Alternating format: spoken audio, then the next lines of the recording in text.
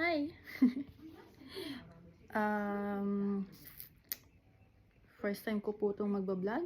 First time video ko to. So, pagpasensyahan nyo na po kung medyo awkward pa ang feeling ko at kinakabahan talaga ako in fairness. Kalma. By the way, I'm Rizal Jean. Hindi ko na po muna sasabihin yung apelido ko. I'm an ex-OFW po from Taiwan. And now, I am here in New Zealand. Ngayon, okay, bago yun, ito muna. I'm 34 years old. 10 years ako sa Taiwan as OFW. Tapos, umuwi ako last December 29, 2023. Para, syempre, for good, para makasama yung family ko. At, syempre, may iba rin akong plano.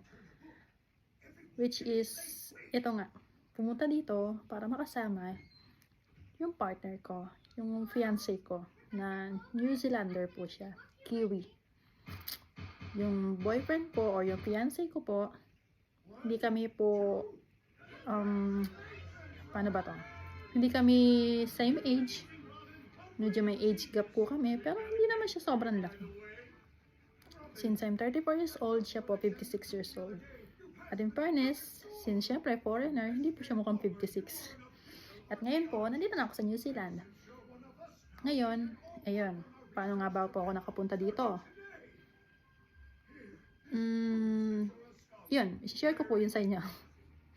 Syempre, first po, nag-apply po ako ng application ko sa immigration.nc. Tapos, pag nandun na po kayo, kailangan nyo pong gumawa ng Realme account. Actually, yung Realme account ko po, hindi ko po kasi alam kung paano po gawin nyo nung una. So, tinulungan po kami ng friend po ng fiancé ko na Pinoy din po. Siya po yung gumawa po ng Realme account ko. Tapos, pag nakagawa ka ng Realme account, meron dong mga type of visas. Meron nga dong student visa, visitor visa, ano ba yun? Group application visa. Marami pa po doon. Pero kasi nga, since yun nga, visitor pa naman po muna ako. Visitor po muna yung ano ko, yung in-applyan ko po. Ang in-applyan ko po is under General Visitor Visa. Tapos, bali po nung time na nag-a-apply ako noon, January 31 ko po siya bali pinasa, yung sinubmit bali, yung application ko po. Bali sa next video ko na lang po siguro ano yung mga requirements ko pong kinailangan para po sa application ko po.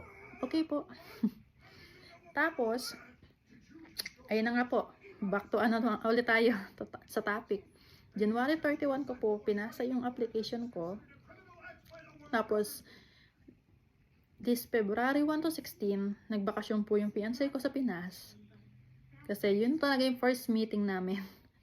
As in pinaka-first. Kasi LDR kami nung una from Taiwan pa po. Tapos, ayun nga po. January 31, ang kulit ko, no? January 31 ko po, pinasa yung tag doon, yung visa ko po. Tapos, February 1 to 16, nagbakasyon si fiancé sa Pinas. February 9 po, habang nagbabakasyon po si fiancé sa Pinas, dumating po yung visa yung result po ng visa ko po. And the result po is multiple visa. Yay!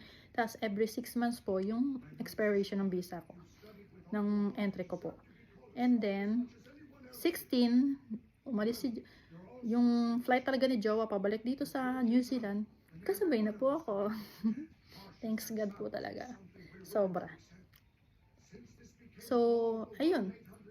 Ngayon, nandito na po ako sa New Zealand.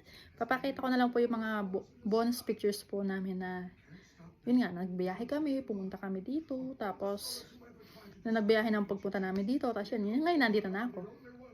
Tapos, yung iba pa po mga questions po, if ever man, na mapansin nyo man tong video ko, or tong vlog ko, sasagutin ko na lang po sa next video po, tsaka yung mga requirements po na inano ko po. Pinasa ko para po dun sa application ko. So, ayun. Kiora, sabi nga nila para dito, hi. Pero ngayon, since tapos na po ako mag-vlog, tama na po. So, tama na po yun. Paalam. So, uulitin po ulit. Bye. God bless po sa lahat po.